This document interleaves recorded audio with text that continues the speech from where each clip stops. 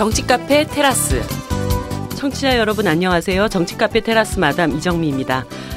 정말 길고 긴 선거운동을 마치고 저는 다시 심상정 신임 대표와 함께 정의당 부대표로 눌러 앉았는데요. 모두 즐겁고 행복한 선거였습니다. 축하합니다. 오늘, 감사합니다. 다음에는 대표로 나가야 되는데. 약속하셨어요? 네. 테라스 방송 위기. 위기. 시청률 다운. 큰일 났다. 청취율. 자, 오늘도 김 대표, 강 작가 두 분 나와주셨습니다. 반갑습니다. 네, 김보경입니다. 안녕하세요. 강 작가 강은주입니다. 예. 우리가 기대하고 고대하던 드라마 어셈블리가 드디어 이제 2회까지 방영이 됐죠? 네. 우리 강 작가님 어셈블리 첫 노심 어떻게 보셨습니까? 그 자막에 첫 노심 사회당 대표 이렇게 딱 뜨더라고요. 알고 봐도 왜 이렇게 웃긴가요? 근데 굉장히 인상적인 1, 2회 자체가 인상적인 장면과 함께 울컥할 수 있는 장면들이 많아서 그렇죠. 저는 이렇게 약간 가슴을 두근두근하게 되면서 보게 되더라고요. 근데 다음 시리즈가 너무너무 기대가 돼서 아마 꼬박꼬박 닭본사를 하지 않을까 생각하고 있습니다. 재미있는 포인트 챙겨서 좀 알려주세요. 저 아직 못 봤어요. 아니 나는 약간 첫노신 당대표가 너무 점잖는 사람으로 나오더라고 캐릭터가. 안 점잖으신가요? 그러니까, 닮았다라는 평가와 안 닮았다는 평가가 굉장히 인터넷상에서 엇갈리고 있는데 저는 그렇게 닮았다는 느낌은 안 드는데 자막에 뜨는 순간 이렇게 빵 하고 터지는 거 좀 더 나는 캐릭터가 이렇게 쾌활 발랄한 좀 이런 캐릭터로 나왔으면 좋겠는데 진보 정당은 저렇게 항상 엄숙한가 이런 느낌을 줄까봐 약간 그게 조금 아쉬웠어요. 드라마 자체가 조금 진지하고 그러다 보니까 당사 건물이 좀 비슷하게 느껴지던데요. 그래서 우리가 패러디물을 하나 만들까 이런 생각을 지금 하고 있습니다. 아무튼 뭐 뻔한 드라마가 아니라 대한민국 정치의 속살 잘 드러내면서 또 웨스트윙과 같은 고품격 정치 드라마가 되기를 한번 기대해 보겠습니다. 자, 그러면서 오늘 이어서 얘기해야 되는데 놓쳤다. 테라스 37번째 시작하겠습니다. 안녕하세요. 정의로운 대한민국을 꿈꾸는 조광래 중고차의 대표 조광래입니다. 내 차를 어떻게 팔아야 할지 또 좋은 중고차를 어떻게 사야 할지 막막하시죠? 중고차는 믿을 수 있는 딜러를 만나는 것이 가장 중요하답니다. 그래서 여기 조광래 중고차가 정직하고 투명한 거래를 약속합니다. 대표번호 1800-9538 한 번 더 1800-9538 고맙습니다.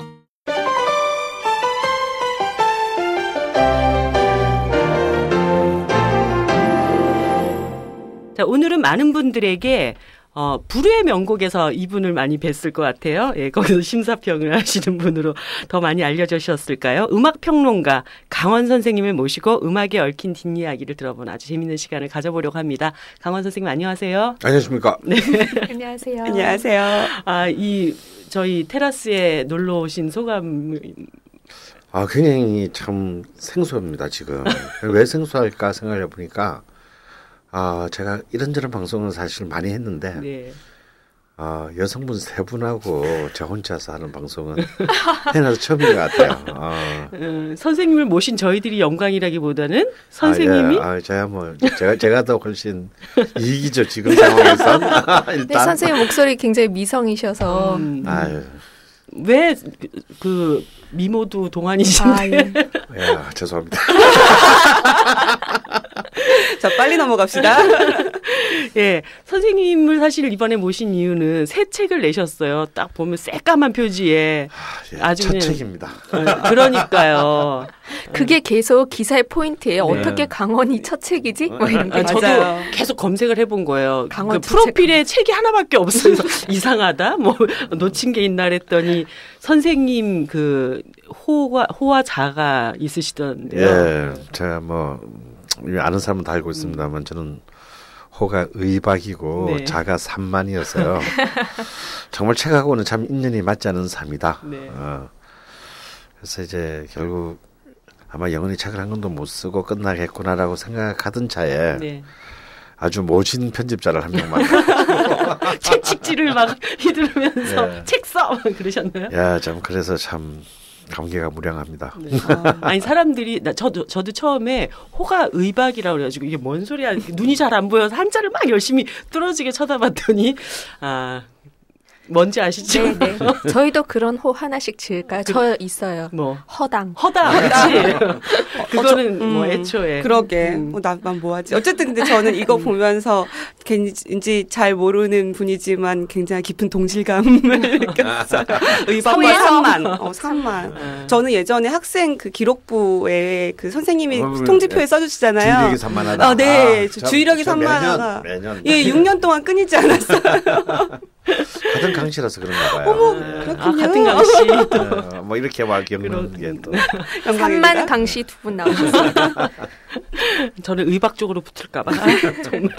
아니, 근데, 사실 이제 선생님의 책이 이번에 첫 번째라는 것이 굉장히 놀라운 이유 중에 하나는 제가 어떤 기사에 선생님을 그렇게 표현을 했던데, 대한민국사에 이렇게 역사적인 맥락을 타고 몇 대 구라들이 있는데, 이제 첫 번째 구라가 이제 백기환 선생님, 그 다음에 두 번째 구라가 유홍준 선생님, 황석영 선생님, 그리고 이제 세기 말 세기 초에 대한민국을 대표하는 구라, 강원이다. 이렇게 누가 표현을 하셨더라고요. 그러니까 정윤수가 쓴 글인 것 같은데요. 아이, 택도 없는 얘기죠. 근데 이제 그렇게 사람들에게 이야기할 거리가 많으셨던 분이 그리고 굉장히 많은 이야기를 또 들려주셨잖아요. 근데 첫 책이 나왔다는 것은 사실 굉장히 좀 놀라운 일인데 그럼에도 불구하고 이번에 좀 책을 제대로 한번 내봐야 되겠다. 뭐 채찍질 말고 다른. 사실 이제 이것은 제가 벙커원에서 재작년부터 했던 강연을 책으로 만든 것입니다. 예. 도저히 첫 페이지부터 쓰는 글은 도저히 제가 영원히 쓸 수가 없을 것 같고요. 물론 이제 그 그러니까 강연 제목도 이제 전복과 반전의 순간이라는 제목으로 강연을 했는데, 물론 그 강연을 할 때는 이 강연을 책으로 냈다는 생각은 물론 당연히 없었어요. 네. 왜냐면 저는 강연은 뭐 하도 많이 했기 때문에. 근데 이제 그 강연을 벙커원에 사는데, 이제 벙커원에 아무래도 이제 그 기획자들 젊은 세대들이 30대들인데, 이거 음악 얘기하는 것 우리 사람들이 좋아할까요? 그러는 거예요. 그래서 사실 별로 좋아하지 않을 거다. 근데 심심하니까 한번 해보자. 네. 그래서 약간 벙커원 쪽에서도 그렇게 쓱 땡기는 그런 표정이 아닌데, 제가 그 앞에 제가 와인 강좌인데 그게 좀 대박이 좀 났어요. 네. 뭐 앞에 것도 돼서 그랬대요. 그냥 제가 하고 싶은 거 하게 해주자. 뭐 이런 분위기 있잖아요. 굉장히 불쾌했습니다. 그래서 이제 커리큘럼을 제가 이제 5개의 강좌를 딱 했는데 그걸 가지고 하나씩 꼬치꼬치 따지는 거예요. 네. 뭐 재즈, 로큰롤 이런 얘기하면 사람들 다 주장도 안 들을 것 같은데, 진짜 자존심 많이 상했어요. 네. 그래서 일단 해보고 하자. 그런데 이게 의외로 너무 이제 일단 그 강연장에서의 분위기도 너무 좋았고, 그래서 이제 이것을 이제 팟캐스트로 송출했는데, 또 팟캐스트에서도 굉장히 이제 벙커원의 말로는 폭발적인 반응이 있어서 참 음악을 가지고도 얘기가 되는구나, 강연이. 네. 사실 많은 사람이 음악을 좋아하지만 사실 지금 시대는 음악이 우리 일상의 한 부분이 됐잖아요. 음악이 너무 값싸고 흔해요. 그렇죠. 뭐랄까, 우리가 몇십 년 전처럼 음악을 들을 때 그 절박함, 어떤 노래 하나에 대한 가치, 이런 것은 이미 사라진 지 오래입니다. 그냥 수도꼭지만 틀면 나오는 수돗물처럼 그 귀함을 모르고 그냥 소비하고 허비하죠. 그래서 음악은 다들 좋아합니다만, 음악에 관한 책, 음악에 대한 사유, 음악에 관련된 토론은 좋아하지 않습니다. 사람들이.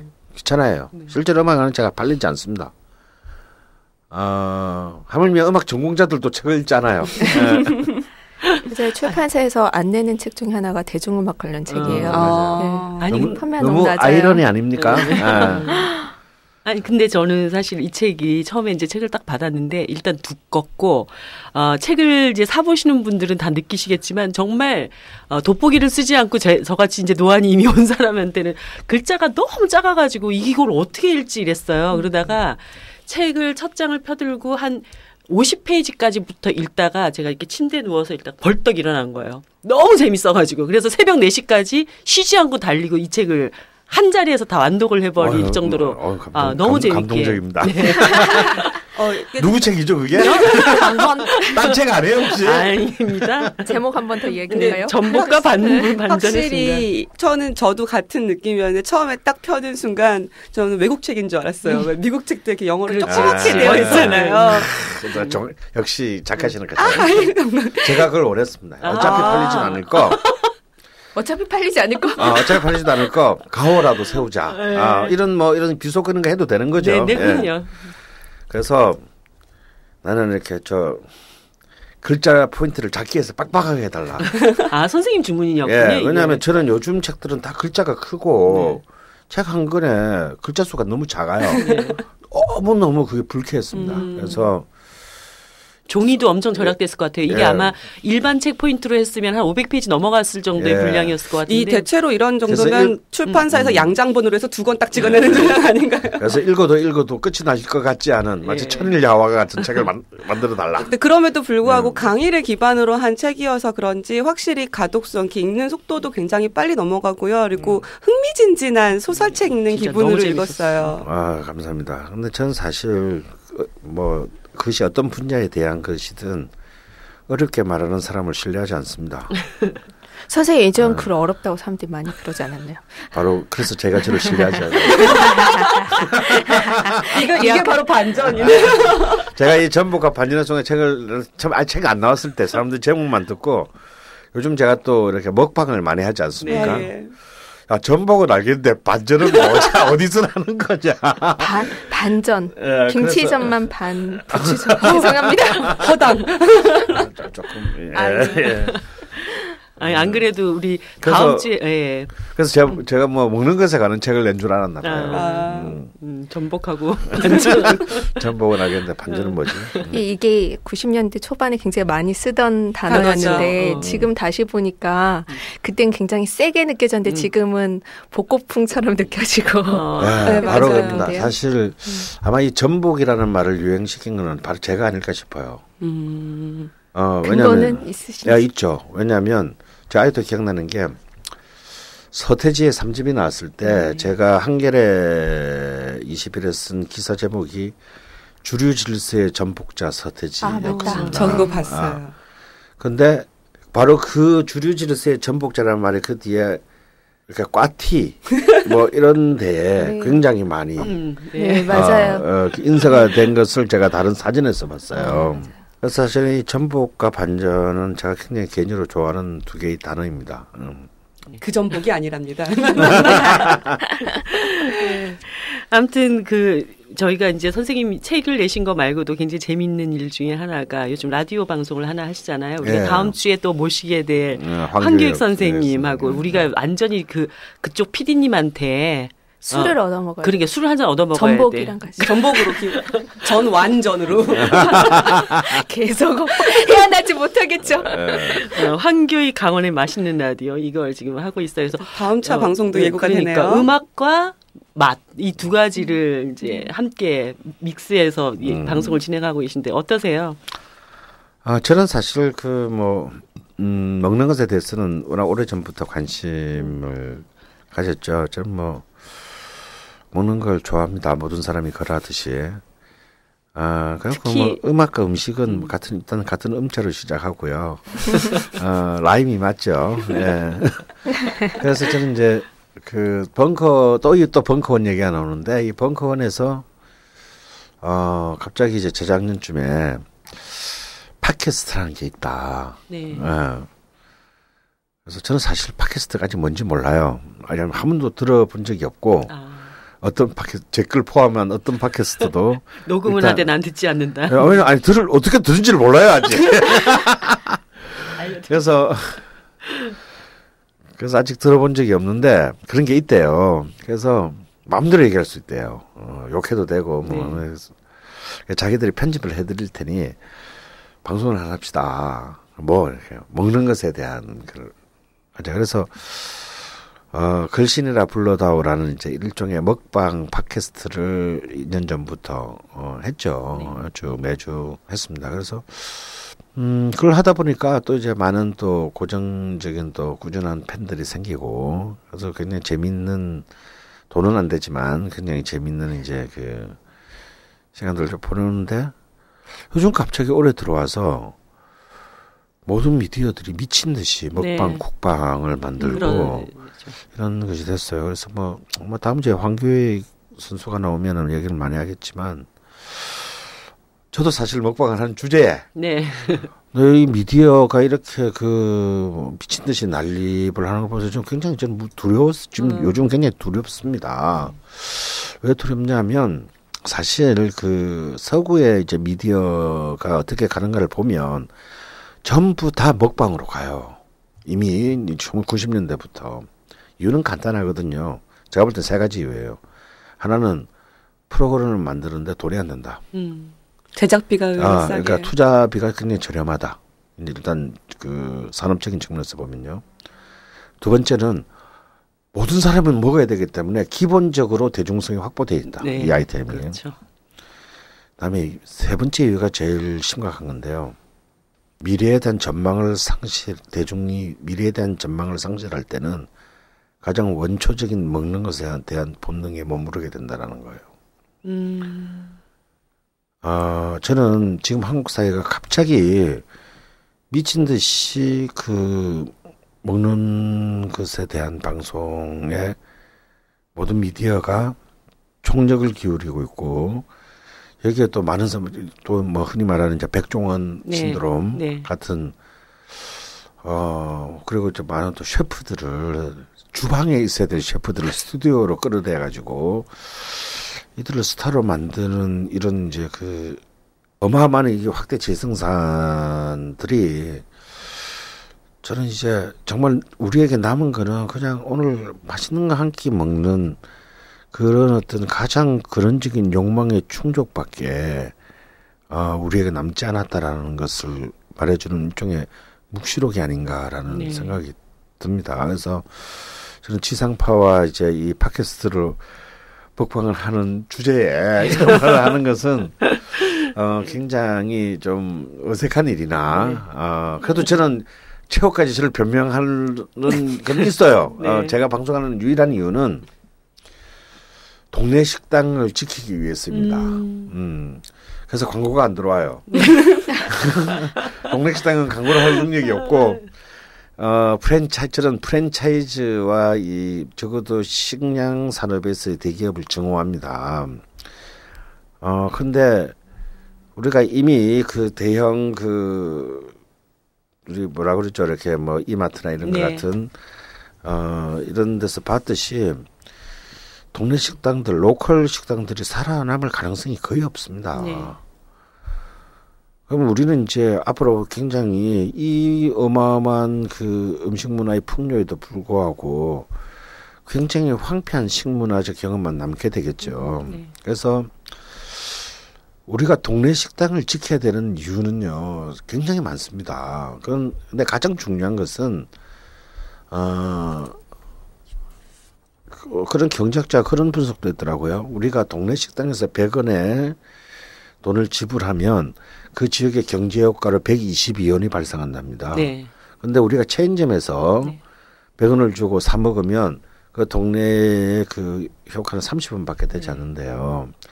그러니까 점점 우리가 체인점이나 이런 데서 프랜차이즈에서 먹는 순간 모든 로컬 지역은 경제적으로 황폐해질 수밖에 없고 우리가 선택할 수 있는 식당 수는 줄어드는 거죠. 그래서 동네 할매 식당들을 살리자. 라는 취지로 하고 있던 걸로 저를 변호하는 걸로 하고. 사회적으로 그러니까 공익적인 방송을 하고 있다. 너도 똑같은 새끼 아니냐라는 이제 그 비난에 대해서는 네, 저는 이렇게 저를 열심히 변호하고 있습니다. 선생님께서 다음 주 방송에 대한 예고를 그냥 완전히 지금 황교익 선생님 오셔가지고 뭐 무슨 얘기라고 궁금해하실 것 같은데. 그래서 우리는 다시 책 얘기로 돌아오겠습니다. 음악 이야기로. 음악 이야기로 다시 돌아와서 우리 이 책이 크게 4개의 파트로 나뉘어져 있어요. 네. 그러니까 어떤 어떠한 그 사회적인 현상 속에 어떤 음악이 나왔는가, 배경 속에서 어떤 음악이 나왔는가 이것을 다루는데 크게 4개의 카테고리. 하나는 뭐죠? 로큰롤, 재즈에서 로큰롤. 그다음에 그 클래식에서 안티 클래식. 그다음에 소위 통기타 문화. 그다음에 마지막에 이제 저는 정말 4편 4번째는 너무 재밌어가지고 그때 새벽 3시를 달리고 있었는데 정말 미친 듯이 읽었거든요. 마치 추리소설 한 편을 보는 것 같았어요. 사회 찬미와 목포의 눈물을 둘러싼 음모 뭐 이렇게 이제 4개로 되어 있어요. 우리 뭐 김 대표 읽으시면서 재밌었던 대목 선생님께 좀 더 얘기를 들어보고 싶었던 거. 그 뭐 클래식은 전 잘 모르니까. 네. 근데 클래식 부분이 제일 재밌었다는 사람이 또 의외로 많아요. 네. 선생님 다 재밌습니다. 기본적으로 다 재밌고요. 우리가 모차르트 하면 아는 게 아마데우스 뭐 이런 거밖에 없잖아요.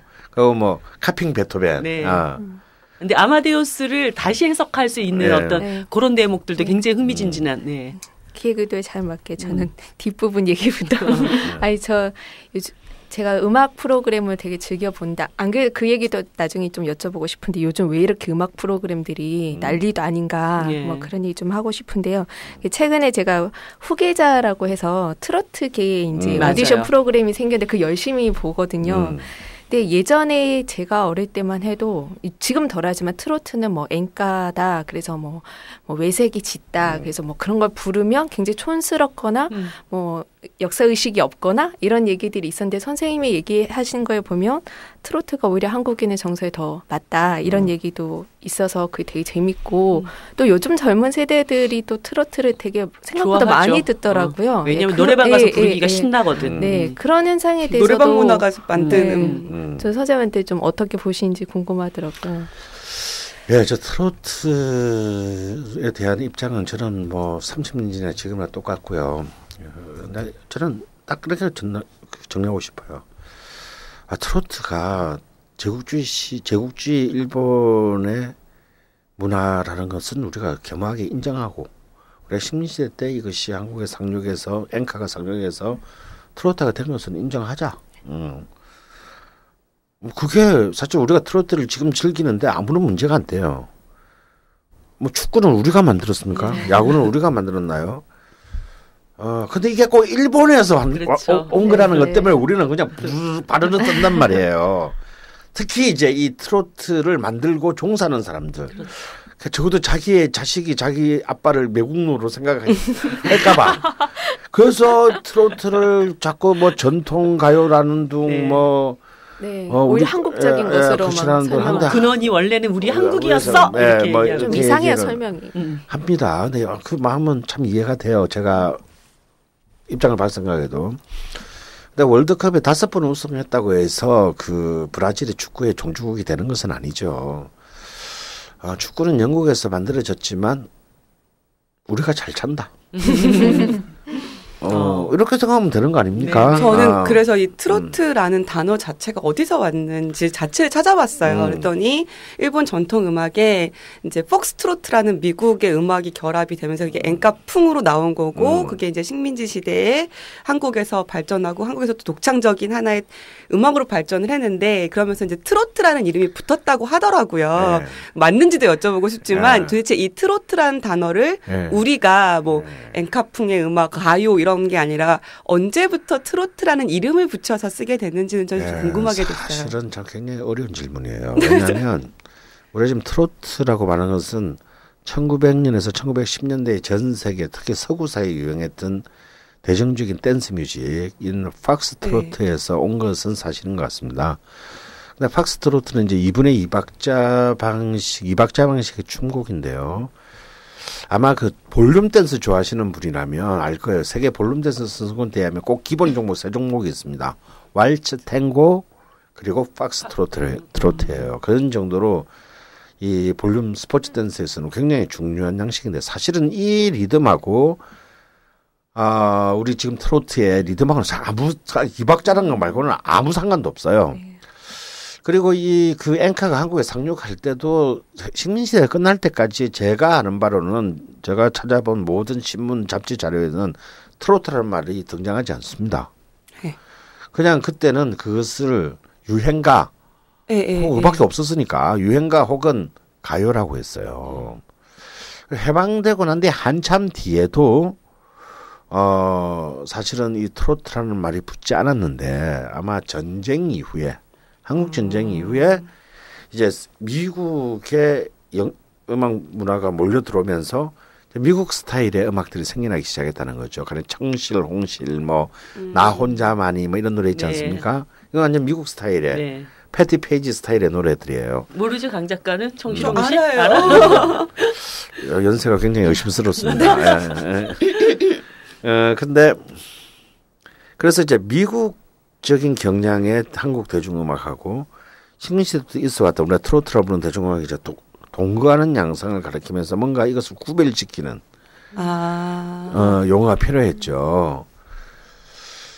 그때 50년대 아마 후반부터 이제 이런 음악을 트로트라고 했냐면 그 전에 사실은 이제 일상적으로 부르는 말처럼 뽕짝이라는 말이 있습니다. 예, 그렇죠. 이 뽕짝이라는 말이 오히려 이 음악에 대한 가장 리듬적인 특성을 보이는 거죠. 뽕짝, 뽕짝. 그러니까. 근데 이제 사실은 그건 이제 그 음악을 하는 사람 입장에서는 굉장히 모욕적인 명칭 아닙니까? 내가 이렇게 힘들게 곡을 만드는데 이 곡을 보고 그냥 개새끼야라고 이렇게 부르기로 하자라고 한 거랑 똑같은 거니까 너무 그 모욕적인 그 감이었다는 거죠. 그래서 이제 찾다 보면 우리 또 영어를 좋아하니까. 이게 사실 이 음악에는 영어가 끼어들 틈이 없는데 굳이 이렇게 찾아오려다 보니 트로트라는 말이 이게 한국 사회의 압축방 같다는 느낌이 드네요. 식민지 시대 그것도 그 식민지도 일본이 서구에서 자기화 스타일 시킨 그렇죠. 그 음악에 여기에 미국 굉장히 책을 열심히 읽으셨네요. 미국 서구 문화에 대한 동경과 그것의 동거와 합작품에 거기에 이름까지 붙여지는 그렇습니다. 역사가 한국 사회의 축곡 소판 같다는 느낌이네요. 트로트를 보면 한국의 20세기의 복잡한 현대사가 다 보여요. 그러네요. 굉장히 정확한 지적하셨는데 저도 깜빡 잊고 있었던 걸 지적하셨는데 근데 그럼 엔카가 그럼 일본 고유의 문화냐? 아니다라는 거예요. 그렇죠. 엔카 역시 메이지 유신 이후에 서구를 받아들인 일본 근대 문화의 산물이지 일본의 고유한 문화는 아닙니다. 근데 또 그 엔카가 한국에 들어오면서 그렇죠. 이제 동해에 대해서는 저는 이 부분을 좀 꼭 지적하고 싶어요. 근데 이 엔카 트로트를 우리가 트로트라고 부르는 이 음악은 일본이 창안한 것은 사실인데 영국이 축구를 만든 건 사실인데 월드컵 우승 한 번밖에 못했듯이 그러니까 영국과 브라질의 관계가 엔카와 트로트에 있어서의 일본과 한국의 관계를 말하는 것 같아요. 그래도 영국은 종주국으로서의 모든 프리미엄을 누리면서 클럽으로 출전을 할 수 있게 되어 있잖아요.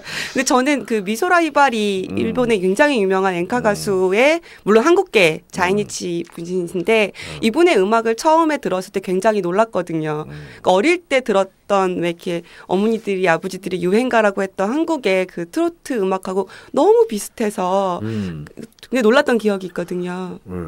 맞습니다. 그 엔카의 여왕이죠 미소라 히바리는 그런 모든 그것들이 일본의 사실상 엔카계를 지배해왔던 것도 일본식 개념으로 이제 조선계, 이제 한국계 그 가수들이 사실상 이것을 통치해왔습니다.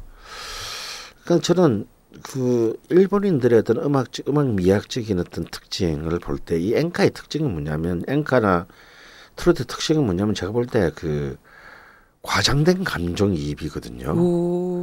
이 특히 막 꺾는 거 이런 거 있잖아요. 이런 게 이제 이 감정의 극대화거든요. 이게 통상적인 감정보다 훨씬 더 극적으로 과장된 표현을 해야 됩니다. 그래서 스모크 부르기 좋은가 봐요. 그래서 이 트로트가 이 살아남는 데는 다 이유가 있어요. 왜 젊은 세대들조차도 10대, 20대가 될 때까지는 트로트에 대해서는 굉장히 모르거나 혐오하다가 이제 기성세대로 편입하는 순간에 인생의 우여곡절을 조금 알만할 때 쓴맛을 좀 보고 난 뒤에 소주의 맛을 알게 된 어느 이후에 팀인가 3차에서 마이크를 들고 자기가 젊은 시절에 경멸했던 그런 노래를 부르고 있는 자신을 발견하게 된다는 거죠. 낭만의 대하여를 부르며 그게 그 트로트 특유의 과장된 카타르시스, 과장된 감정이입이 있습니다. 그런데 이 과장된 감정이입은요. 우리가 일본보다 훨씬 잘해요. 일본 애들의 미적인 특성상 걔들은 그런 것에 적합하지 않습니다. 절제하는. 걔들은 일단 소극적이에요. 표현이. 감정을 겉으로 막 위학적으로 이렇게 표현한 데는 굉장히 그 생내적으로 맞지 않는 민족입니다. 근데 우리는 좀 뻥이 심해. 우리는 막 요만큼 막 대성통곡하고 누구세요? 이런 사람 있잖아요. 그냥 뭐 그렇게 막 그런 또 이 감정의 전이 이런 굉장히 이 울컥할 때 막 옆에서 사실 상관없는 사람들이 같이 이렇게 나 물면 같이 울고 물면 이런 것들이요. 누구세요? 떼창 막 같이 하고 떼창 좋아하고 떼창 집에서 막 한쪽에서 다 부르고 막 그 나중에 누구세요? 이렇게 되는 거잖아요. 근데 이런 게 우리한테 굉장히 강해요. 이 사실 제가 볼 때 비록 우리가 창조하지는 않았으나 굉장히 우리한테 맞는 수입품이다. 그리고 그 수입품이 이제 현지화되면서 이제 한국적인 트로트라는 굉장히 1920 엔카가 한국에 상륙한 것은 1910년대 말 20년대 초에 신파극을 통해서 상륙했습니다. 이때부터 시작해서 지금 100년 가까이 오는 동안에 어찌 보면 한국의 특히 서민 대중들의 정서를 대변하는 그리고 굉장히 훌륭한 이 트로트의 작사 작곡가들이 나왔어요. 네. 트로트가 저는 살아남을 수 있었던 이유 중에 하나는 언젠가 80년대에 문성현 형이 표현했던 것처럼 뽕짝의 리얼리즘이 있다. 뭔가 어떤 그 시대에 어떤 가장 많은 사람들이 공통적으로 경험했던 그 고통이라든가 그 감정에 대한 굉장히 뛰어난 리얼리즘적인 표현들이 있어요. 그렇죠. 내박적 속에 사랑도 있고 인생도 있고. 그런 거 있잖아요. 그 님이라는 글자에 점 하나만 찍으면 최고의 가사죠. 남이 되고 야 이건 정말 아니 고령화된 한국 사회의 대표곡이 내 나이가 어때서 내 나이가 어때서 정말 그러니까 이 트로트를 딱 들으면요. 최고 인기곡이에요. 맞아요. 이 트로트를 딱 들으면 갑자기 그 시점에 한국 사회에 정말 그 선명한 풍경이 너무나 그대한 설득력을 가지고 우리를 휩쌉니다. 그렇죠. 사실 트로트뿐이 아니라 그 시대의 가사나 이제 음악들이 보면 그 시대가 사람들이 어떤 마음과 감정을 가지고 있는지 많이 드러내 준다고 생각하는데 저는 개인적으로 최근에 나온 가사 중에 그런 가사라고 하면 내 거인 듯 내 거 아닌 내 거 같은이라고 생각해요. 결정장애에 시달리는 수많은 정치들에게. 그래서 맞습니다. 그래서 트로트는 그냥 그렇게 해서 우리에게 토착화되는 우리의 문화가 됐다고 저는 생각을 하고요. 다만 그렇지만 그걸 우리 거라고 우기지는 말자. 왜? 그게 그렇게 중요한가? 그게 뭐?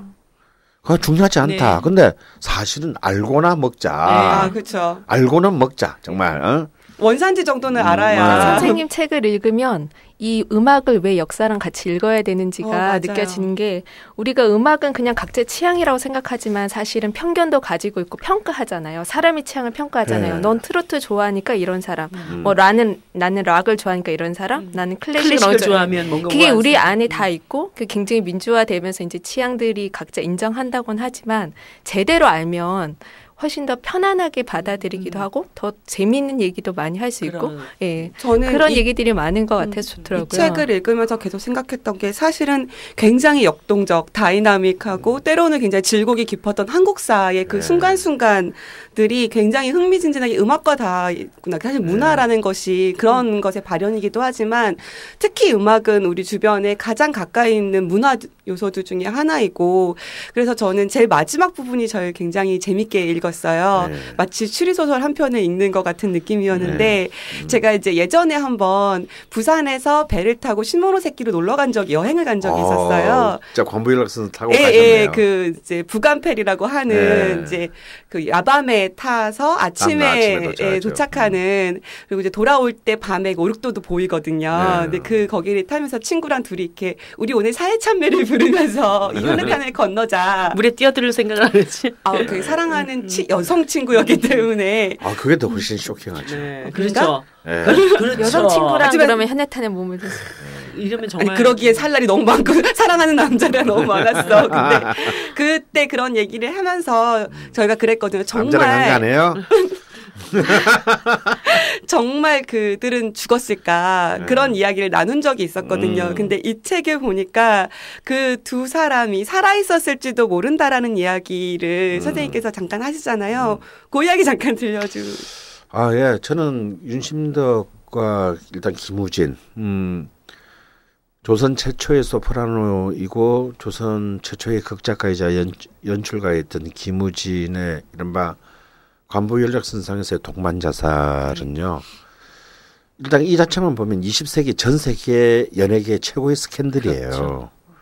생각을 한번 해보세요. 최고의 어떤 총 맞는 엘리트들. 두 엘리트. 그것도 한 명은 또 유부남이고 한 명은 자유연애론자고 이 둘이 차를 몰고 가다 교통사고로 죽었다도 아니고 밤바다에서 동반자살했다. 이런 그 스캔들은요. 20세기 어디에도 없습니다. 우리는 스캔들을 내도 굉장히 규모가 달라요. 정말 이 한국의 이 이상한 다이나믹 코리아가 이 스캔들 제가 이 20세기의 전반기에 전 세계 흥행계의 모든 스캔들을 죽음의 스캔들을 조사를 했는데 이 이상으로 이제 그냥 질적인 단위로 맞따졌을 때 이런 그 극적인 스캔들은 없어요. 이 시점 비슷할 때 루돌프 발렌티노가 그 죽습니다. 요절을 합니다. 그 팬들이 여성 팬들이요. 그 1920년대 무덤 앞에서 몇 명이 자살을 해요. 이게 그 당시 미국에서 굉장히 큰 충격이었습니다. 아니 어떻게 저 상관없는 사람이 죽었는데 그렇죠. 팬이라는 사람이 가서 약을 먹고 죽을 수가 있냐 무덤 앞에서. 우리는 그런 정도는 이건 참 그런데 저는 결론적으로 말하면 이 두 사람이 자살할 확률은 없다. 이 두 사람은 동반 자살하지 않았다에 저 전재산과 왼쪽 발목을 걸겠습니다. 쫄리면 왜 하필 오른쪽이 아니고 왼쪽 발목. 자, 여러분들 궁하신 분들은 빨리 선생님의 그래도 오른손을 밥은 먹어야 될 거 아니에요. 선생님의 논리를 반박할 수 있는 물증을 갖고 돌베개 출판사를 찾아오세요. 미리 여기는 건드리지 마. 절대 저를 이길 수가 없습니다. 왜냐하면 이들이 자살했다는 증거가 없으니까요. 살아있다. 아니 저는 타살당했다라고. 선생님은 타살론이야. 책의 결론은. 일단 이들이 죽었다는 증거가 일단 없고요. 특히 자살했다는 증거는 없습니다.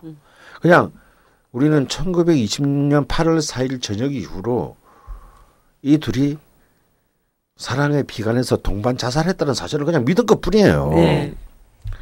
그런데 이미 그 1926년 하반기부터 이 둘은 자살하지 않았다. 이른바 규익 자살설. 네. 돈을 받고 참작했다. 네.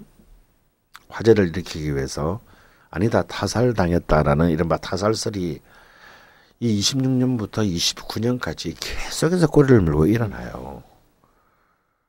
그러니까 이미 그 당대 사람들도 이 둘이 자살한 것에 대해서 사실상 굉장히 집요한 의문을 이미 갖고 있었다는 게 그 당시의 언론 자료에서 이미 드러나고 있습니다. 그럼 범인은 누군가요? 그래서 저기 약간 그 유추를 하신 부분들이 있어요. 책에. 스포일러가 될 것 같은데. 그래서 진짜 그럼 타살한 증거는 있냐? 없죠. 타살한 증거도 없습니다. 자살한 증거가 없다. 타살한 증거가 없는데 하지만 제가 주장하는 것은 타살을 당한 정황은 충분하다. 합리적 의심이 가능하다. 합리적 의심이 가능하다. 그리고 보통 이것이 이제 어떤 타살이라고 생각했을 때는 이제 가장 기초적인 수사 지침이라는 게 있죠. 이 죽음을 해서 그것이 알고 싶다. 그분 넘어오기 시작했어요. 누가 누가 최고의 이익을 보았는가 이 죽음을 통해서 그것이 이제 저의 합리적 의심의 출발점이고 그것이 사장의 내용입니다. 그 사회찬미 노래를 이렇게 술 취하며 학교 다닐 때도 많이 불렀는데 이게 약간 유약한 지식인이잖아요. 어쨌든 식민지 시대에 저항해야 하는 엘리트 지식인이 이런 노래를 부르고 그리고 결국 자살했잖아요. 그게 부르면서도 한 구석이 되게 찜찜한 거예요. 이 특히 대학생 때 뭔가 이렇게 가면 안 될 것 같은. 대학을 어디서 다니셨길래 대학생 때 이런 노래를 부르고 다니셨어요? 비밀입니다. 차라리 나처럼 배를 타고 여행을 가지. 굉장히 독특하신 제가 얘기했잖아요. 제가 요즘 제일 잘 부르는 노래가 그 찔레꽃이라고. 예. 근데 거기 이 선생님 책에 보면 이탈리아의 악기상 이야기를 잠깐 실으셨는데 저는 그래서 정말 그때 죽지 않고 둘이 도망을 가지 않았을까라는 생각을 되게 했었어요. 강 작가님 너무 낭만적이시고 전 타살당했다고 생각하니까 갑자기 씩씩해지는 거예요. 그래, 식민지 지식인들이 자살하거나 유학한 게 아니라 왠지 타살당했어. 로맨틱 드라마처럼 해피엔딩으로 끝나게. 타살당했다면 그때 타살을 됐을 것 같아요. 만약에 되었다면 도망간 후에. 아니 있잖아, 사랑하는 유부남과 도망간다는 게 얼마나 씩씩한 건지 알아 그거? 그러니까 그것도 마음에 들고 타살당이 되고. 아니 그 본처는 뭔? 자 저기 대화가 이상해. 사랑과 전쟁으로 가지 말고 돌아오도록. 그것이 알고 싶다를 넘어 사랑과 전쟁으로 돌아오세요. 네. 부산항으로. 자, 저는 그리고 또 인상적이었던 장면이 책에 또 하나 있었어요. 감격시대 에피소드, 해프닝이라고 해야 되나요? 이 노래 또한 굉장히 많은 사연을 갖고 있는데 그것이 연주된 장소와 그 행사 자체도 굉장히 재미있더라고요. 제 생애 최고의 치욕의 순간입니다. 그때가. 제가 대한민국의 국민이라는 사실을 반납하고 싶었던. 저는 우리 박양이 당선됐을 때보다 그래도 대통령인데. 박양 괜찮다. 박양인가요? 새로운 박양. 지금 누구 말씀하시는 건가요? 네. 저는 박양이 당선됐다라는 말밖에는 하지 않았어요. 예. 어디에 당선된지 얘기하지 얘기 안 했습니다. 동장일 수도 있고요. 학교 반장. 동네 친목일 수도 있고요. 왜 그러냐면 이때가 1995년 8월 15일 아침 10시였습니다. 제가 그전에 술을 너무 많이 마시고 들어와가지고 집에서 잤는데 이때가 이른바 해방이라는 말씀 안 되지. 광복 50주년이었어요. 이게 굉장히 어떤 식민지의 경험을 갖고 있는 모든 나라에서 굉장히 중요한 날이잖아요. 네. 그렇죠. 당시 김영삼 이른바 문민정부 시절입니다. 그래서 그때요. 아마 많은 분들이 기억을 못 하시겠지만 1945년 8월 15일 생들을 전부 이 행사에 초청했습니다. 기억나요. 그래서 당시 저의 장모가 1945년 8월 15일 생이셨어요. 초청을 받아서 가신 거예요. 그 중앙청 앞마당에.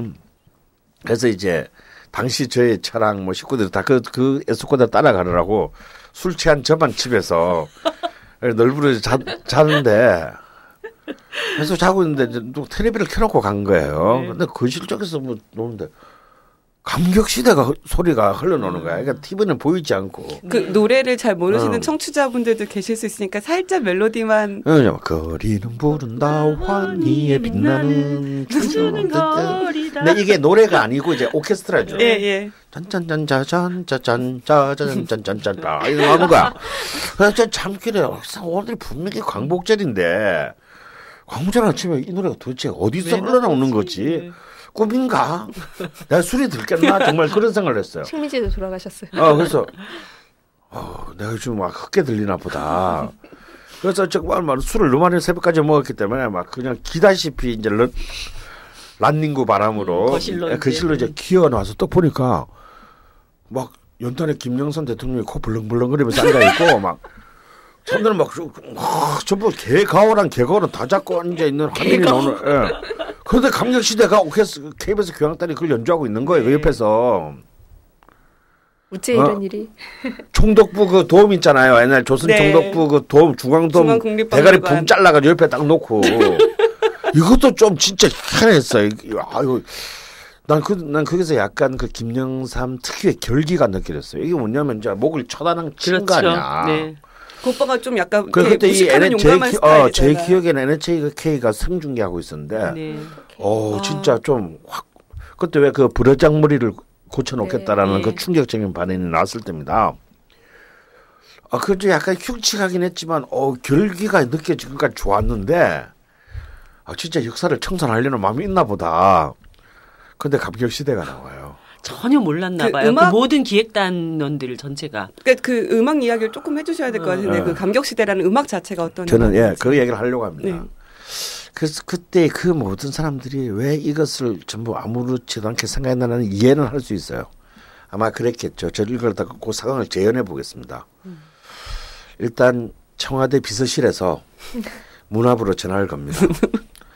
각각해서 이번 행사는 좀 더 이상하지 말고 선구자 같은 거, 선구자는 그 김영삼 대통령의 애창곡입니다. 아, 예, 그렇죠. 이런 거 말고 좀 더 대중적으로 강복의 이 해방의 기쁨을 노래할 수 있는 노래를 좀 틀어서 더 이렇게 많은 사람들과 이렇게 이 기분을 나누라시는 생각이셔. 아마 이렇게 전화 한 통이 갔을 거예요. 그러면 문화부에서는 그냥 학생대로 하면 되지. 짜증나면서 야 나가서 흘러간 노래 대백과 사진 하나 사와. 그러면 이제 또 그 밑에 이제 또 한 말단 또 여직원이 교보문고 가가지고 뭐 흘러간 노래 대백과 사가지고 왔을 거예요. 딱 보면요, 보통 흘러간 노래 대백과는 가나다 순으로 돼 있습니다. 감격시대 맨 앞에. 근데 아니요, 언제나 대부분의 노래책은요, 첫 번째 노래가 가거라 38선, 두 번째가 감격시대예요. 멀리 갈 것도 없어. 두 번째 페이지에 감격시대네. 노래도 왠지 희망차. 그리는 부른다 하늘에 빛나는 춤추는 거다. 이거 이 장수만세나 그 가요 무대에서 많이 들은 노래야. 네. 뭐 이거네 뭐. 그러면 이제 이걸 분명히 이거 카페에서 그 KBS 교향악단실로 지전실로 보내. 우리 지금 실황 중계 보는 거. 그래서 이제 그 악보가 아마 이제 그렇게 라디오 KBS, 드라마 듣는 KBS에 갔을까요? 그럼 또 KBS 교향악단은 또 지휘자는 또 받아서 마치 뽕짝을 연주하래. 아무리 월급 받는 입장. 이거 오케스트라 편곡해 하고 아무 생각 없이 넘겼을 거예요. 오케스트라 편곡자는 뭐 뽕짝을 연주하나 그래도 씨발 그러면서 그걸 또 천천히 또 오케스트레이션을 했을 거야. 네, 또 그 오케스트레이션 한 악보를 또 단원들 다 나눠주고 이제 3일 전부터 연습을 하면서 단원들도 뭐지 우리 뭐 하는 거예요 하면서 연습했을 거예요. 이 모든 과정을 지나는 동안에 그 감격이라는 노래는 해방의 감격을 노래한 것이 아니라 1939년도에 황군의 남경 함락과 싱가포르 진출을 찬양하는 노래라는 걸 아는 사람이 단 한 명도 없었다는 사실인 거죠. 아니 근데 한 번쯤은 의문을 가져보지 않았을까? 그 많은 사람들 중에 한 명쯤은? 그 많은 사람들이 전부 음악을 전공했든지 열심히 고시공부를 해가지고 문화부 관료가 됐든지 열심히 정치운동을 해가지고 청와대 비서실이 됐든지 간에 모두가 이런 교육을 한 번도 받아본 적이 없는 것이죠. 역사인식이라는 게.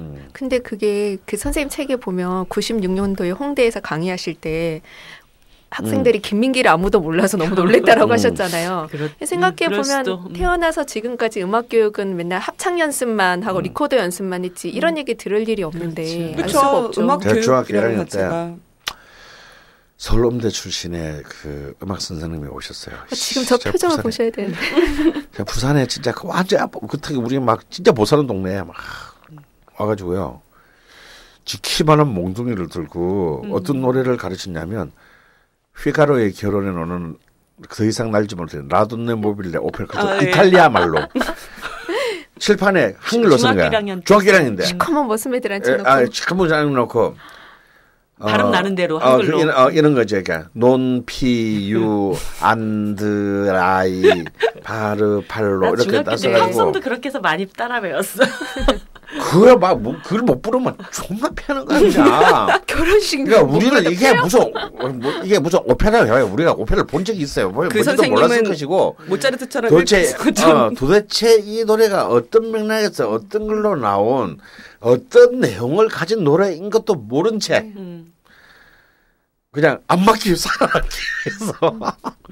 영어 단어 쪽지 시험 보듯이. 아니 그래도 영어 단어라면 그 무슨 뜻인지를 우리가 알 수 있는 건데 이탈리아말을 우리가 어떻게 알아요? 그냥 단지 살아남기 위해서 그 노래를 불러야 했던 그런 게 우리의 음악 교육입니다. 지금은 많이 달라졌죠. 지금 이제 정태춘이나 조용필 노래도 음악 교과서에 들어가 있습니다. 물론 한국식이지만. 아 그렇군요. 난 몰랐어. 그래도 7차 교과과정 개편을 오는 동안에 뭐 굉장히 많은 진전이 있었습니다. 근데 그럼에도 불구하고 근데 그럼 뭐야? 음악 시간이 없어지고 있는데. 맞아요. 음악 시간이 이명박 정부 들어와서 음미체의 수업을 아예 그냥 한 학기로 우르르 몰고 전부 다 국영수, 특히 영어 수학으로 돌렸어요. 완전 나라가 미쳤습니다.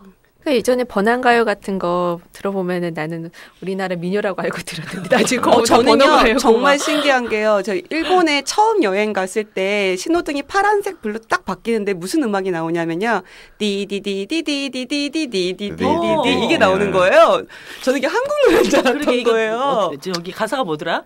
나가자 동무들아 손에 손잡고 발 맞춰가자 뭐 이런 거. 우리 어릴 때 배운 나비야 이니날로 일본 동요입니다. 일본은요.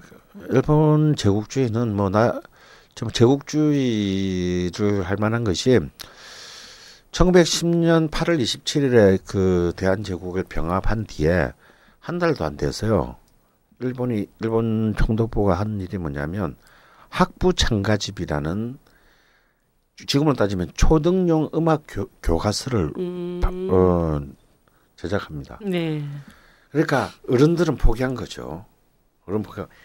이제 막 교육을 시작하는 어린 아이들부터 자신들의 음악적 감수성으로 튜닝을 시작하는 것을 병합한 지 한 달도 안 돼서 그 제일 먼저 한 교육적인 그 프로젝트가 초등용 음악 교과서를 먼저 만듭니다. 난 다른 과목이 제일 우선해가지고. 그러면 그 교과서를 사실 저희 어릴 때도 같이 배웠다고 해도 과언이 아니네요. 과언이 아니죠. 왜냐하면 그 친일파들의 후예가 계속 그 대한민국의 교육 커리큘럼을 지배하고 있는 시절에 우리는 이제 그 음악을 배웠으니까요. 저희가 알고 있는 대부분의 동요들이나 뭐 번안 이런 것들이 대부분 사실 일본의 그 동요들이나 그런 일본 풍의 동요. 그렇죠. 한국인이 작곡했다 하더라도 거기서 벗어날 수 없었. 풍의 동요들을 많이 우리 어릴 때 배웠습니다. 그건 제 그 얘기도 최근에도 나오지만요. 그거 뭐 동요뿐입니까? 우리 80년대 제일 많이 불렀던 해방가. 80년대 세대들이 제일 많이 부르는 운동권 노래 해방가는 꼭 괴로워라 밤이 깊고 우리 해방춤 이런 것도 좋아했잖아요. 사실 그 노래는 만주 행진곡이라는 일본 황군 군가의 정말요? 표절입니다. 진짜요? 오, 몰랐어요. 그리고 그 곡을 작곡한 사람도 친일파예요. 본래 원제는 독립행진곡이라는 노래입니다. 동심초의 작곡자이자 현재명의 왼팔이었으며 현재명 뒤를 이어 서울대 학장이 되는 김성태의 작곡입니다.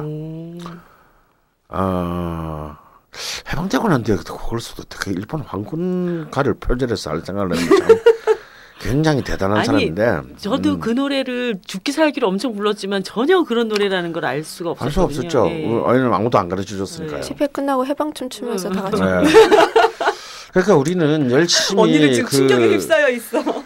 외세의 개입을 타도하자면서 우리는 이제 그 일본 제국주의 군가의 노래를 열심히 불렀던 셈입니다. 저는 그 사실을 이제 한 86년쯤 알게 됐어요. 우리 자료를 조사하다가. 그래서 이제 당시에 이른바 이제 문화운동에 이제 수뇌부들인 형들과 만나서 이런데 이거 그만 불러야 되는 거 아니냐. 좋은 노래도 많은데. 그래도 제가 그때 깜짝 놀랐어요. 운동권의 지도자라는 분들이 그래 중요하냐?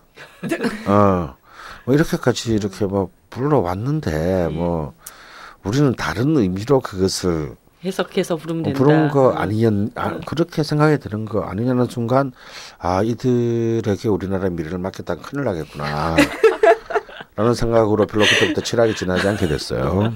누구라고 얘기는 안 하는데 나중에 끝나고 나서 따로 들어야지. 그래서 인간은 모두가 오류를 저지를 수 있습니다. 그렇죠. 근데 우리가 다른 동물하고 유일하게 다른 점은 그 오류에 대해서 겸허하게 인정할 수 있는 능력을 가졌다는 점인데 대부분의 사람들이 그렇게 하지 않고 역시 자신을 동물의 수준에서 이제 반열해서 결국 탈출시키지 못하죠.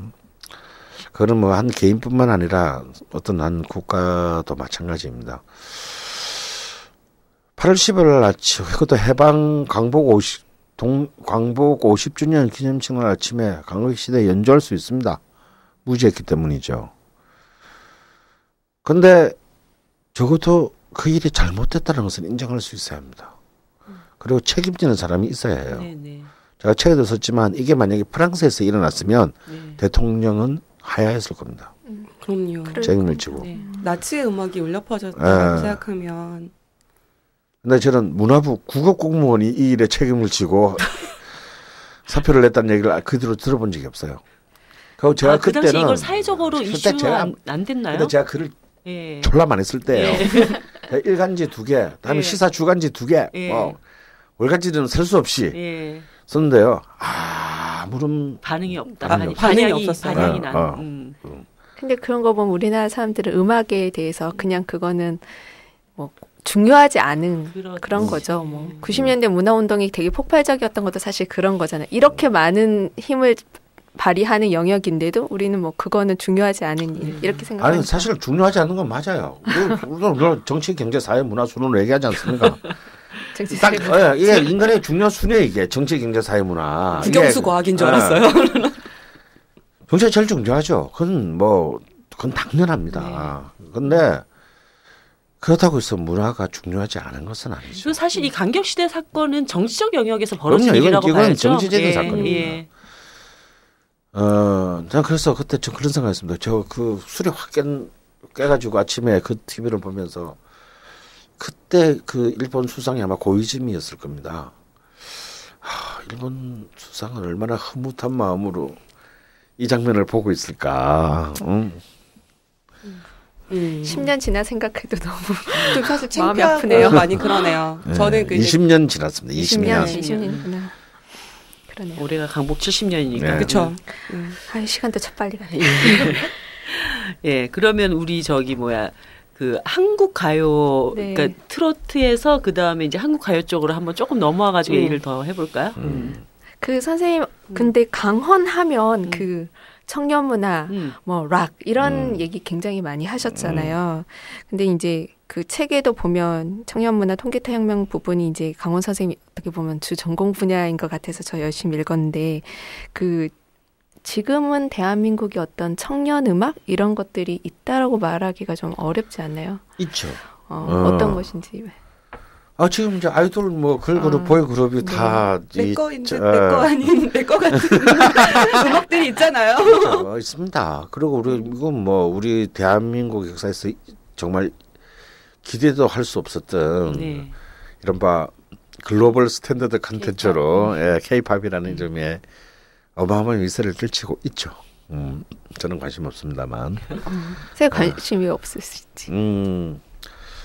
그것은 이 전복과 반전의 순간 볼륨 3를 사시면 언제 나올지는 모르지만 이거 원 나온 거죠. 원 2가 아직 안 나온 게 있고 3가 나온다는 얘기. 3가 나올 때까지 그러면 선생님의 의박을 확실하게 다잡기 위해서 가죽 채찍을 준비해야 되는 거 아니에요? 특별한 필요하네요.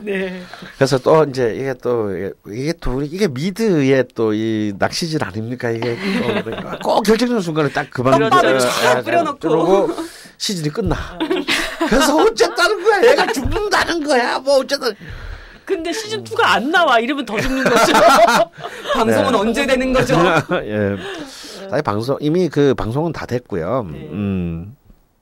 방송은 돼서 다 얘기했는데 K-팝의 얘기는 사실 제가 저는 개인적으로 관심이 없다 이렇게 간단하게 말을 했지만 왜 관심이 없겠어요? 저는 K-팝이 음악 미학적으로 접근할 의미가 없다는 점에서 관심이 없다라고 얘기하고 싶습니다. 근데 사실 K-팝은 굉장히 우리에게 많은 화두를 던져주고 있고 우리의 어떤 그 음악에 대한 음악 문화에 대한 논의를 전혀 다른 지평으로 확대시켰다는 점에서 굉장히 앞으로도 계속해서 사실 논의돼야 될 굉장히 중요한 의제입니다. 근데 그거는 오늘 이 책의 내용과는 상관없기 때문에 예고 또 이것은 네, 우리 아마 지금 질문하시는 우리 김 대표님의 생각 그런 게 있을 것 같아요. 그래도 이 청년 문화의 계보의 전통에 있는 이렇게 인디 음악 그 이제 볼륨 2에 있습니다. 제가 그 다음 질문이 그거였거든요. 올해가 한국 인디 음악 20주년인데 이런 거였거든요.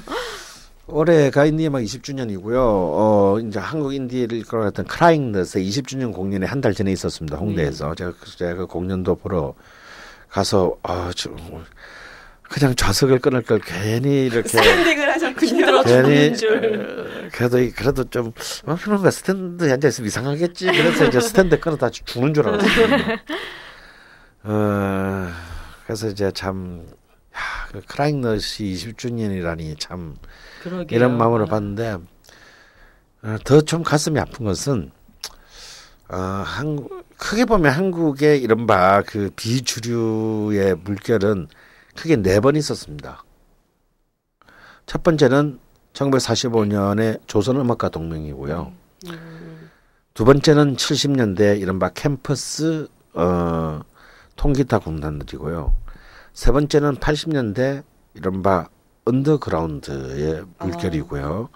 네 번째가 90년대 인디의 이제 이 계보가 이제 한국의 비주류 계보입니다. 그중에서 제일 힘이 없는 게 네 번째 예, 지금 인디죠. 그러니까 바로 그 인디의 봉기의 시발점이 제공했던 크라잉넛을 넘어서는 한국 인디의 주자가 나오지 않고 있다라는 것이 바로 이 인디의 현주소입니다. 굉장히 가슴 아픈 일이죠. 이것은 이제 굉장히 그 단순하지 않은 논의를 필요로 합니다. 이거는 이제 이른바 7080 세대와 이른바 0010 세대들의 전혀 상이한 어떤 그 문화적 혹은 경제적 물질적 조건을 굉장히 좀 심도 있게 좀 파고들 필요가 있는데 왜 80년대에는 그렇게 광희로웠던 언더그라운드 문화가 90년대 중반 이후에 한국의 인디에게는 전혀 적용되지 못했는가?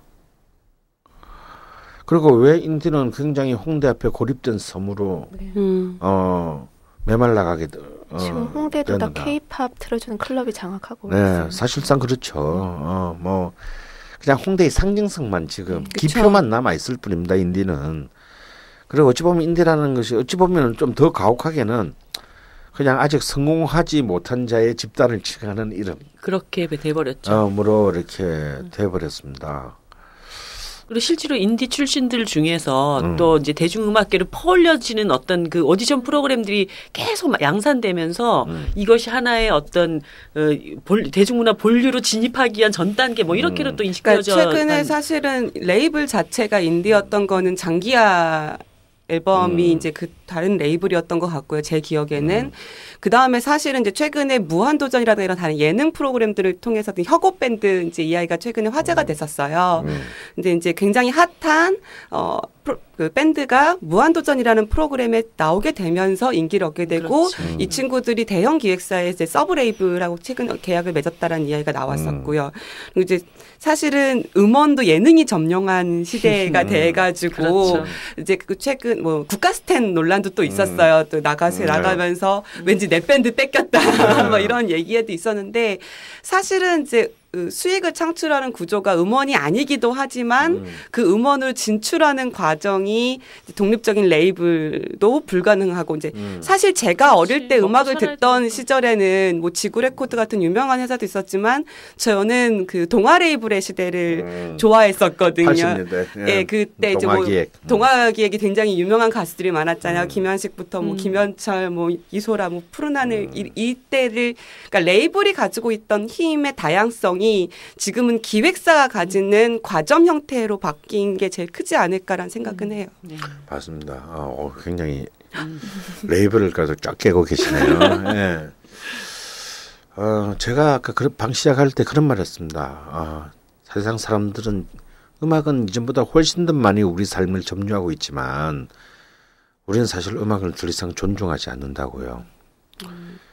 아주 간단한 예로 제가 어제 어떤 제 북콘서트에서 그런 얘기를 했는데 제 세대, 이른바 7080 세대들한테 취미가 남녀를 공이 취미가 뭐냐고 물으면 음악 감상, 독서. 그때도 노래 안 듣고 그때 책 안 읽었어요. 뭐 새삼스럽게 안 나오는 게 어디야? 새삼스럽게 뭐 지금 요즘 사람들이 책을 안 읽는다 그러는데 인류 역사상 인류가 책을 읽기를 좋아했던 시대는 단 한 번도 없습니다. 작가가 듣기 되게 마음 아픈 이야기예요. 근데 누가 그걸 좋아해? 그걸 안 좋아해요. 근데 그때는 그런데도 불구하고 취미하면 음악 감상, 독서 이랬었어요.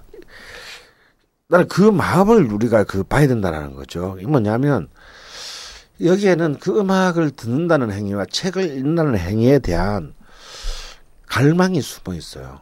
내가 그것을 좋아하거나 싫어하거나 그걸 통해서 뭔가를 얻거나 읽거나를 떠나서 그 행위에 대한 선망이 들어 있습니다. 굉장히 가치 있는 행위인 거죠. 음악을 듣는다는 것, 책을 읽는다는 것이. 지금 저희 딸한테 만약에 취미가 뭐냐 물을 때 얘들이 음악 감상이나 독서 이런 얘기를 할 것 같으면 절대 안 할 겁니다. 왜냐하면 이것은 그냥 많이 이들이 일상적으로 소비하는 소비하는 것은 하나일 뿐이에요. 그냥. 그렇죠. 예를 들면 지나가다 이제 거리에서 제가 아이돌 그룹의 이름과 뭐 혹은 음악을 다 외우지 못하더라도 거리에서 나오는 음악들 때문에 그 음악을 알게 되는 경우도 많고요. 아주 저도 이제 고백하자면 어릴 때는 음악을 듣는 시간에는 오로지 음악만 들었거든요. 근데 지금은 일하는 동안에 BGM이 된 우리 일상의 BGM이에요, 음악은. 네, 그렇게 그냥 틀어놓는 것 같아요. 뭐 가요든 클래식이든 그냥 적정한 소음과 음악이 있으면 일이 잘 되는 것 같아서 그리고 아주 더 솔직히 얘기하면 이전에는 CD를 사서 버스 타는 시간에 들었거든요. 요즘에 팟캐스트를 듣다 보니까 그렇습니다. 그 시간조차도 사실은 사라졌다는 느낌은 들어요. 우리 때는 강 작가는 잘 모르겠지만 음악다방 이런 게 있었어요. 저는 그러니까 그 세대는 아니에요. 정말 이렇게 음악만 들으러 가는. 그래서 고등학교 때 선생님이 이제 그 학교 끝나고 나서 갑자기 그런데 들이닥쳐가지고 애들 다 끌고 나가고 막 이랬던. 그러니까 정학 먹고. 왜 음악 듣는데 왜요? 왜냐면 전축이 없고 그다음에 이제 레코드판 하나를 살려면 돈이 필요한데 우리가 그런 거를 소비할 수 있을 만한 소득 수준이 안 됐고 용돈을 그만큼 받을 수가 없으니까 거기 가서라도 듣는 거야. 근데 왜 그러냐면 선생님. 예, 맞습니다. 그러니까 그게 뭐냐면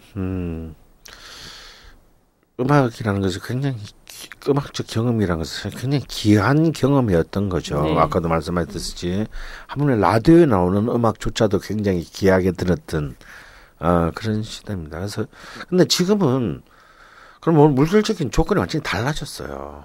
그냥 한 예로 말하자면 이제 세계적인 기업이 된 SM 엔터테인먼트의 2012년도 그 재무제표를 보니까 그의 총 매출의 음악 컨텐츠를 팔아서 번 매출이 16%에 불과했습니다. 그러니까 SM 엔터테인먼트는 다 음악 회사라고 알고 있잖아요. 스타들을 많이 가지고 있는. 근데 거기서 음악을 팔아서 번 돈은 SM 엔터테인먼트 1년 매출의 16%밖에 안 돼요.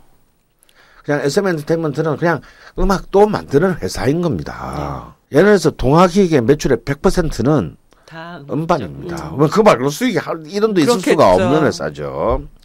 딱 그 차이입니다. 그러니까 이 단순히 어떤 대중의 어떤 그 대중과 음악에 대한 이 차이는 음악을 만드는 집단, 그러니까 음반 레이블이 음악을 바라보는 입장과 사실은 거의 다르지 않게 지금 우리는 지나해 왔어요. 그런 속에서 음악 그 자체에 대한 진지함, 진정성, 이런 것은 설 자리가 없어졌습니다. 어느 누구도 음악을 만드는 자건 음악을 소비하는 자건 어느 쪽에서도 그 가치를 높이 평가할 사람이 없어졌어요. 이들은 그냥 저주받은 존재가 되어버렸어요. 그렇기 때문에 오히려 평론하시는 사람들이 더 많아지고 더 그렇죠. 귀해져야 되는 것 같아요. 사실 저는 이제는 음악 비평가가 아니에요. 왜냐하면 비평할 곳이 없습니다. 아니 제가 이제 그래도 음악 비평만을 해서 먹고 살았던 거의 마지막 세대인 것 같은데 그때는 신문사건, 일간지건 뭐 이런 데서 전부 다 많은 매일 먹고 살 만큼 정도의 물론 몇 명 안 되는 사람만 누릴 수 있었지만요. 그런 면이 있었어요. 근데 지금은 아예 그런 지면이 없습니다. 이제 잡지나 이런 언론도 많이 사라졌죠. 그렇죠. 사라졌고 그냥 기자들이 다 써요. 왜? 그냥 신문사도 경영이 좋지 않아서 외고를 잘 안 줍니다. 대충 기자들이 알아서 다 쓰고요. 그다음에 그런 이제 이른바 종이 잡지 매체가 네. 그 아시다시피 그렇죠. 거의 다 망했습니다. 문화 잡지가 제일 먼저 망했죠. 그렇기 때문에 이제는 지금 젊은 세대들에게 뭐 지금 그나마 활동을 왕성하는 김 작가 정도를 제외하면 평론가라는 게 이미 멸종됐어요. 이제는 그냥 뭐 또 포털이 이제 이 포털이 이제 많은 그 정보 컨텐츠들을 집적하기 시작하면서 어떤 한 개인의 어떤 그런 그 정보는 중요하지 않게 된 거죠. 사실은 이전에 음악평론가가 좀 이렇게 먹고 살 수 있었던 것은 사실 정보 때문이었습니다. 그래도 그나마 많은 정보. 그렇죠. 팝칼럼니스트 이런 직업들. 근데 그 한 명의 정보라는 게 뭐 얼마나 되겠어요. 근데 중요한 것은 관점이죠. 중요한 것은 관점인데 이전에는 정보와 관점이 다 중요했다면 지금은 정보는 포털에 갖고 가고 관점은 아무도 원하지 않는 것이 됐습니다. 사실 관점을 가질 만한 노래가 없다는 생각이 드는 게 이제 복면가왕이나 불후의 명곡이나 나는 가수다는 다 우리가 아는 노래를 얼만큼 잘 부르나잖아요. 그래서 그 편곡 그 노래를 부른 사람에 대한 평가단들이 할 수 있는 건 감상이죠. 감상을 대신 표현해 주는 거잖아요. 복면가왕 맛을 대신 표현해 주듯 그렇게 하는 것 그래서 같아요. 노래가 굉장히 풍요롭고 들으면 저도 울고 이러긴 하지만 예전처럼 음악이라는 게 되게 뭔가를 자극하고 저 음악 뭐지? 이렇게 이런 거는 굉장히 없는 거죠. 굉장히 많이 듣지만 굉장히 계속 반복되는 것에 그 길들여진 그럼에도 불구하고 저는 그런 생각을 가끔 했었거든요. 스포츠 중계나 뉴스의 배경음악으로 나오는 음악들의 저작권을 내고 있을까라는 생각을 종종 했었어요. 예를 들면 되게 익숙한 음악이 있으실 건데 그게 일본의 이제 카시오페라든가 티스퀘어 음악들을 차용했다가 쓰는 경우가 굉장히 많이 본 적이 있어요. 그리고 이제 애니메이션 음악 같은 경우도 들은 적이 많은데 최근에 그게 또 뉴스에 나왔잖아요. 배경음악의 저작권과 일반 음악의 저작권 때문에 또 이제 10분의 1이다. 예, 그거 가지고 또 이제 얘가 많았는데 물론 이제 수익을 창출하는 방법이 음악이 아닌 다른 컨텐츠가 되어버렸긴 했지만 그럼에도 불구하고 이제 음악인들은 그 음원을 중심으로 한 생계 문제가 또 여전히 계속 또 얘가 나오고 있잖아요. 예. 근데 그 전에 이제 그 나가수부터 복면가왕에까지 저는 이 프로그램의 편찬을 보면서 저는 그런 좀 불길함이 있었어요. 뭐냐면 아니 가수가 노래를 잘하는 것은 너무나 당연한 일인데 누가 잘하나를 계속 시켜. 근데 진짜 제 노래를 잘할까 어느 정도 잘할까를 우리가 궁금해야 하나? 그러니까요. 난 그게 너무 너무 아찔한 거예요. 그리고 가수마다의 개성이 있는 건데 그러니까 연기파 이게 뭐냐면 이제는 가수는 노래를 잘하지 못한다가 전제가 된 거예요. 이 프로그램들은. 그렇구나. 그러네요. 아니 오랜만에 노래 잘하는 가수 좀 들어보자 이런 건가요? 그렇죠. 그게 사실 그게 논리적으로 모순이잖아요. 가수는 본래 노래를 잘하는 자를 의미합니다. 그렇죠. 그래서 이제 그러니까 이제 그 음악에서 음악이 실종된 거죠. 예. 근데 이제 그 저작권 문제는 조금 또 다른 관점에서 봐야 하는데, 사실 이제 이거는 우리가 그 이른바 옛날 소리바다 사건부터 시작해서 지금까지 사실 지금 생각해보면 참 어이없는 해프닝인데 특히 그 당시 진보 진영 쪽에서는 제가 이제 100분 토론에도 나간 적이 있는데 그때 당시 진행자던 손석희 그 씨가 저보고 오늘 강은 씨 자리가 오늘 바뀐 것 같다고. 왜 이렇게 진보 진영 쪽에 앉아 있어야 될 사람이 굉장히 그 뮤지션의 이익을 그 요구하는 쪽에 앉아 있냐. 그때 막 진보적인 변호사들만 나왔습니다. 그래서 뭐 정보의 뭐 공유 어쩌고는 개소리들을 했어요. 그래서 제가 그러면 그렇게 말씀하시면 변호사님 구자번호 좀 저한테 알려주세요. 비밀번호하고. 제가 좀 돈이 필요하거든요. 좀 변호사님의 재산을 좀 공유합시다. 벅스의 그 이제 회원이 순식간에 1,200만 명을 돌파한 적이 있었어요. 공짜로 음악을 들을 수 있다. 처음에 오픈하고. 때. 저는 그때 그런 말을 했습니다. 어떤 글에도 썼는데요. 이 1,200만 명이 제발 사회주의 혁명에 성공하기를 바랍니다. 맞아. 공유경제화. 그래서 이 예술가들을 국가가 먹여 살리고 당신들은 이 예술가들의 그 모든 예술품을 거리낌 없이 공짜로 공유하고 그렇게 된다면 만약에 그런 거라면 너희들의 공짜 음악 공유를 나는 환영한다. 1200만 명이면 혁명 가능하다. 나라에 내는 음악세 같은 게 있어야죠. 그래야지 또 먹여 살리는. 역시 세금으로 인한. 그렇죠. 그런데 그걸 안 하고 자기만 말도 안 되는 논리를 갖다 붙여서 뭐 공익적 공유 뭐 이런 말도 안 되는 소리를 갖다 붙이면서 날로 먹겠다는 거는 그런 이제 그 자본주의를 떠나서 도덕적으로 이거는 잘못된 얘기고요. 근데 그런 것들이 참 백분토론의 의제가 될 수 있는 나라라는 게 또 이 나라가 재밌는 나라야. 그러네요. 예.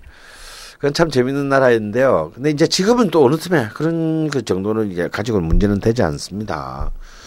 그런데 가령 이런 거죠. 우리가 지금 저작권에 대해서는 굉장히 그 10년 전에 비해서 굉장히 뛰어났는데 우리는 아직도 이런 산업 저작권은 아직까지 우리는 도달하지 못했습니다. 예를 들어서 지금 우리가 듣고 있는 뭐 예를 들어서 그 MP3 플레이어 있잖아요. 그다음에 뭐 CD 플레이어, 뭐 카세트 녹음기 이런 이제 뭐 삼성이나 LG가 만드는 본래 이런 그 제품을 만들 때마다 사실은 저작권료를 지불해야 됩니다. 그렇죠. 복사할 수 있으니까. 아니 그게 아니고요. 이 기계 자체가 바로 그 음악의 사용을 전제로 한 것이고 그쵸. 음악이 없으면 이것은 그 자체가 존립할 수 없는 거지 않습니까? 그쵸. 그러니까 어떤 음악을 들을지는 모르지만 바로 그 음악을 만든 자들의 노고가 있었기 때문에 부가가치를 창출할 수 있는 것이기 때문에 사실은 이 기계를 만들 때마다 사실은 저작권료를 내야 됩니다. 일본, 미국 다 내요.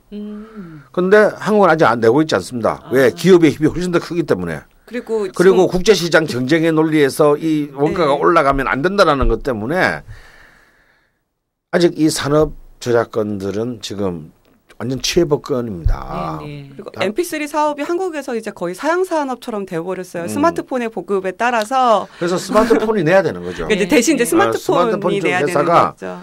저작권료를 내야 됩니다. 다음에 모든 이제 우리 카페나 술집 다방은 다 음악 틀잖아요. 네. 내야 됩니다. 왜냐하면 그 자체가 자신들의 영업에 굉장히 중요한 요소이기 때문에 가령 미국 같으면 이제 카페나 술집은 다 내요. 그 평수와 규모에 따라서 1년에 이제 일괄로 징수를 합니다. 그럼 왜 우리나라도 하지 않나요? 네. 우리나라도 하지 않나요? 아니, 아직은 하지 않고 있습니다. 그거 한번 얘기가 나온 적은 있었던 것 같아요. 네. 그 이제 왜냐면 또 이게 이런 게 있습니다. 이제 이 영세산업보호 뭐 이런 이제 이런 것 때문에 이 표가 떨어지는 거거든요. 일단 우리는 이제 그렇게 해서 이제 그래서 이제 이 가수들을 굉장히 탐욕스러운 인간으로 이렇게 교묘하게 이제 몰아감으로써 이제 이 문제를 굉장히 이렇게 아슬아슬 방어를 하고 있는데 여러분들이 정말 그렇게 생각하면 안 되시는 것이 우리가 왜 그런 저작권에 대해서 이렇게 좀 흔쾌한 지불을 해야 되느냐면 그걸 낸 만큼이 누구를 부자를 만들어주기 위해서가 아니라 우리가 좀 더 풍요로운 음악 문화를 만드는데 기여하기 때문이에요. 사실 이 저작권료는 일종의 우리의 그 예술적 보험료와 같은 겁니다. 그것이 단순히 그냥 저작권자에게 이익에만 들어가는 것이 통장으로만 들어가기도 하지만 또 다른 한편으로는 그것이 또 어떤 그 공적인 기관이 할 수 없는 어떤 음악 문화의 어떤 그런 그 저변들을 확대시키는데 기금으로도 써야 수 있어야 하거든요. 그런 것들이 이 정확한 어떤 그 우리가 저작권에 대한 인식에서부터 출발했는데 좀 많이 좋아졌습니다만 아직도 우리는 저작권 문제만 넘은 사람들이 뭐 이 스타들 안 그래도 돈 많이 버는데 뭐 우리보다 훨씬 더 많이 버는데 뭐 걔들을 배불려 줄 일이 있어라는 이런 관점을 접근하는 경향이 아직도 남아 있는 것 같아서 드리는 말씀입니다. 좀 뭐 마무리하면서 우리 김 대표 한 가지만 더 선생님께 여쭤보고. 네. 아니 저는 강원 선생님이 이렇게 책을 내신 게 2015년에 내신 거잖아요. 한참 되게 잘 나가시던 시절에 오히려 책을 안 내시고. 네. 근데 그게 뭐라 해야 돼? 어떤 그 때 문화운동이라고 했던 시대의 기한 같은 느낌이 있는데 어쨌든 그 세대적 단절이라는 게 우리 모두의 지금 한국 사회 되게 숙제 같은 건데 그 예전에 이제 제가 대학 다닐 때 이제 문화운동이나 이런 컬럼 같은 거 많이 쓰시던 분 이 얘기를 다시 들고 왔을 때 우리에게 던지는 의미가 좀 있는 것 같고 네. 지금 아래 세대들 보시면서 좀 하시고 싶으신 얘기가 있으실 것 같아요. 아까 0010 세대 이런 네. 얘기 하셨잖아요. 네. 그래서 그 세대들에 대한 얘기를 하실 말씀 있으실 것 같은데. 예. 저는 저도 이제 24살 먹은 딸이 있고 18살 먹은 아들이 있는데 저는 사실 이들에게 할 말이 없습니다. 왜 할 말이 없냐면 이들에게 최악의 그 조국을 물려주었다라는 그 책임에서 자유로울 수가 없기 때문입니다. 저는 그런 얘기를 해요. 나는 5,000년 한국 역사에서 가장 행복한 세대다. 다시 말해서 절대 빈곤에서 막 빠져나와서 호황을 경험한 처음 세대이고 거의 완전 고용의 시대를 아주 짧았던 완전 고용의 시대를 중년기에 맞이했던 사람이고 그리고 그러면서 동시에 여전히 빈 곳이 많은 헐렁한 국가의 시스템 속에서 수많은 꿈을 꾸고 살 수 있었던 기회를 가진 마지막 세대였기 때문이다. 우리는 GDP 1인당 소득 연소득 27,000불인지 뭔지를 돌파했다고 하는데 아무도 우리는 그것을 체감하지 못합니다. 아니 하물며 굉장히 어마어마하게 잘 산다고 하는 대치동에 밤 10시에 가보면 이제 초등학교 한 5학년쯤 돼 보이는 아이가 다 식은 삼각 김밥이나 핫바 이런 거. 예, 컵라면 쪼가리들을 지친 표정으로 먹고 있는 모습을 볼 수 있죠. 저는 우리 모두에게 그리고 모두가 삼성전자 다니는 것을 선망합니다. 그러나 제가 아는 삼성전자의 부장들은 연봉은 한 1억 가까이 받을지는 몰라도 매일 밤 11시 이전에는 퇴근해 본 적이 없으며 토요일 날도 거의 대부분을 근무해야 하고 정말 이렇게 살다가는 아파트 17층에서 정말 뛰어내릴 것 같다라는 그러면서 이렇게 말하면 사람들은 다 배불러 터져서 하는 소리라고 하겠지라는 이중의 억압 속에서 살아가고 있어요. 이것이 우리가 만든 세계입니다. 일베의 어떤 청년 보수와 이런 것을 얘기하기 전에 이른바 7080 세대들 바로 저의 세대들 지금 어차피 우리가 원하든 원하지 않았든 지금 현재 우리 사회의 중추를 모든 분야에서 이루고 있는 이런 세대들이 정말 좌파와 우파를 넘어서 좀 진정한 의미의 그 고해성사를 해야 될 때다.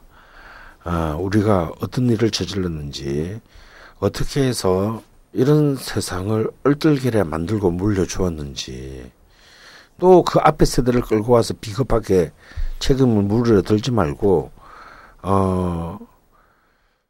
정말 이런 부분들은 정말 우리가 미처 혹은 알았지만 미필적 고의로 무시했다라는 것을 겸허하게 이 0010 세대들에게 얘기할 수 있어야 합니다. 우리가 이것을 얘기할 수 없을 때는 그들은 영원히 우리를 좌파와 우파의 그런 시시끌렁한 그 경계를 넘어서 증오할 것이고 그들은 사실 끝없는 지옥 속에서 살아갈 것이기 때문이겠죠. 그런데 저는 그런 부분들에 대해서 내가 과연 어떤 말을 내 딸과 아들에게 할 수 있을지에 대해서는 지금도 단어를 계속 생각 중입니다.